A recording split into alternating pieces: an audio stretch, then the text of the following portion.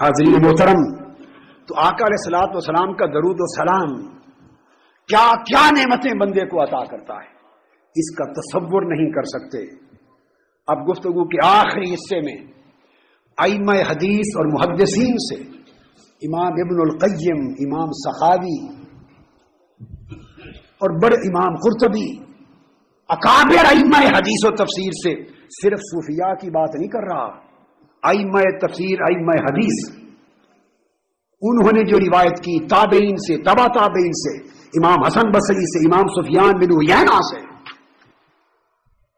چند ان خوابوں کو ذکر کروں جو حضور کے درود و سلام کی برکت میں جن کو ائمہ حدیث نے روایت کیا ہے۔ یہ بات سن لیں، بعض لوگ یہ بات کہہ کے رد کر دیتے ہیں کہ یہ خوابوں کی بات ہے، نادان، آپ کو کیا خبر؟ یاد رکھ لیں، خواب کا مطلقاً انکار کرنا کفر ہے۔ قرآن نے خواب بیان کیے ہیں، یوسف علیہ السلام کا خواب بیان کیا ہے، مصر میں قیدیوں کے خواب بیان کیے ہیں، یوسف علیہ السلام کو خوابوں کی تعبیر کا علم عطا کیا ہے۔ خواب کو مطلقاً انکار کر دینا بندہ کافر ہو جاتا ہے۔ آقا علیہ السلام کی بعثت کا آغاز خوابوں سے ہوا۔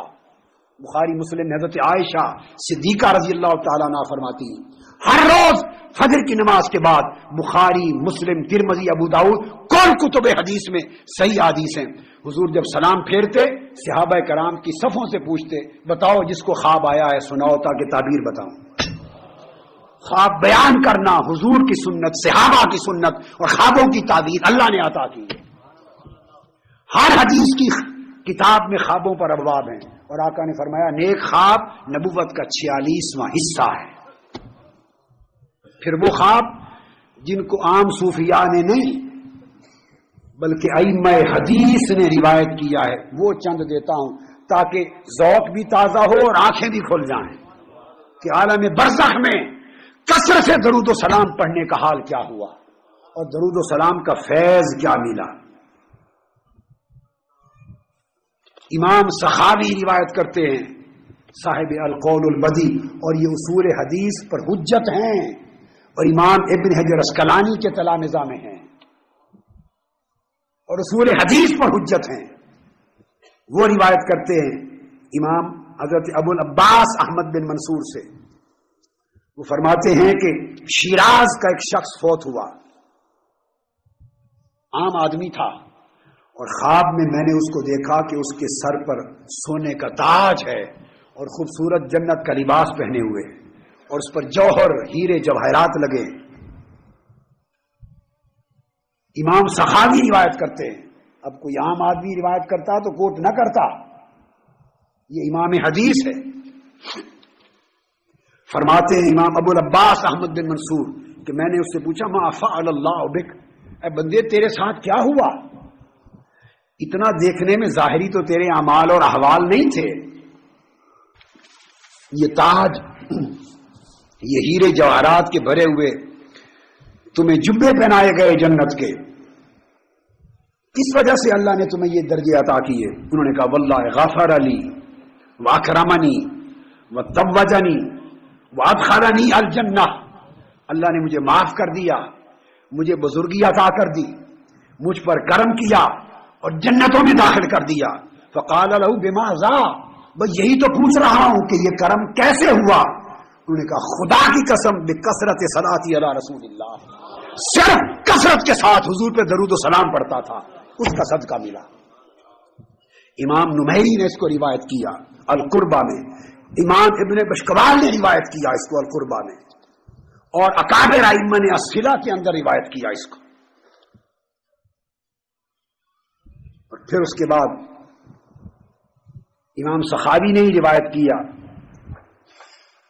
کہ ایک شخص تھے جن کو مستح کا لقب دیا جاتا تھا، مرنے کے بعد ان کو اعلیٰ حال میں دیکھا اور میں نے پوچھا ما فعل اللہ بک، اللہ نے آپ کے ساتھ کیا معاملہ کیا؟ انہوں نے کہا معاف کر دیا، جنت میں درجے عطا کیے۔ ان سے پوچھا گیا کہ کس وجہ سے؟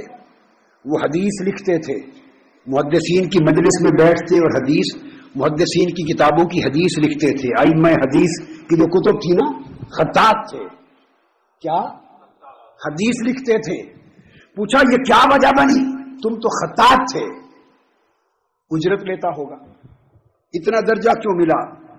اس نے کہا قال استملیت علی بعض المحدثین حدیثا مسندا, صرف یہ ہوا کہ محدثین اپنی کتابیں لکھنے کے لیے مجھے حدیث لکھاتے تھے, املا دیتے تھے, میں ان کی حدیث کی املا لیتا, لکھتا, اور جب حضور کا نام آتا فصلی الشیخ علی النبی صلی اللہ علیہ وآلہ وسلم فصلیت انا معہ, تو محدث جب حدیث لکھا کر حضور کا نام آتا تو حضور پر درود و سلام پڑھتے تھے, اور سن کر میں بھی درود و سلام پڑھتا تھا, اور جب میں حضور پہ درود و سلام پڑھتا تو اتنا عمل تھا ورفعت صوتی بالصلاۃ علی النبی, حضور پر درود و سلام کے وقت اپنی آواز بلند کر دیتا تھا. جب درود و سلام کا وقت آتا تو آوازیں بلند کرتا. رب کو یہ ادا پسند آ گئی, اللہ نے کہا یہ میرے محبوب پر بلند آواز سے درود و سلام پڑھتا تھا, اس کو بخش دیا جائے. تو پوچھا مزید کیا ہوا؟ کہا فسامع اہل المجلس فصلوا علیہ, تو مجلس میں بیٹھے ہوئے لوگ جب میری اونچی آواز سے درود و سلام سنتے وہ بھی درود پڑھتے. رب نے کہا اب اس سے سن کر انہوں نے پڑھا, ان کو بھی بخش دیا جائے.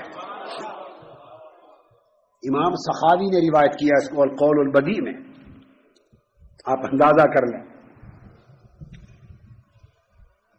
پھر اس کے بعد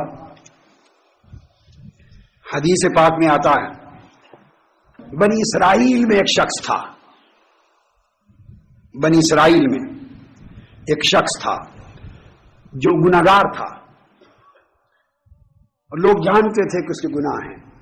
جب اس کی وفات ہو گئی تو لوگوں نے کہا اس کو مارو, پتھر مارو, دباؤ, پھینک دو, اس کو پھینک دو, دفن بھی نہ کرو, جنازہ بھی نہ پڑھو.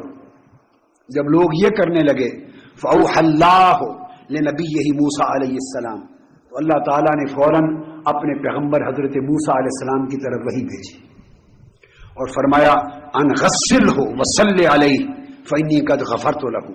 اے موسیٰ, لوگ اس کو پھینک رہے ہیں, تو اس بندے کو خود اپنے ہاتھوں سے غسل دے, اس کو کفن پہنا, اس پر نماز جنازہ پڑھ, کیونکہ میں نے اس کو بخش دیا ہے.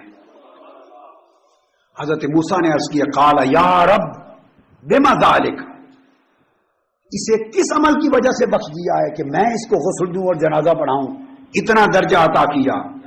اللہ پاک نے فرمایا قال انہ فتح التوراۃ یوما فوجد فیہا اسم محمد صلی اللہ علیہ وسلم فصلی علیہ وقد غفرت لہ بذلک, اس لیے کہ یہ تورات کھولتا تھا, جب جس دن بھی تورات کھولتا تھا پڑھنے کے لیے, اور تورات میں جہاں میرے محبوب محمد کا نام آتا تھا یہ پڑھ کر میرے مصطفیٰ پہ درود پڑھتا تھا, میں نے حضور کے درود و سلام کے صدقے اس کے سارے گناہ بخش دیے.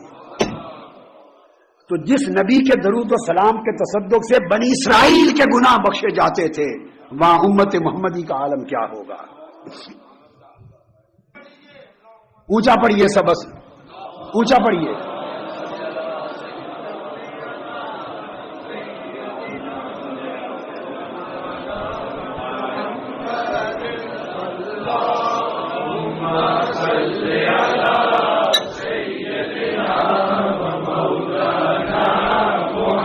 وعلى آله وعلى آله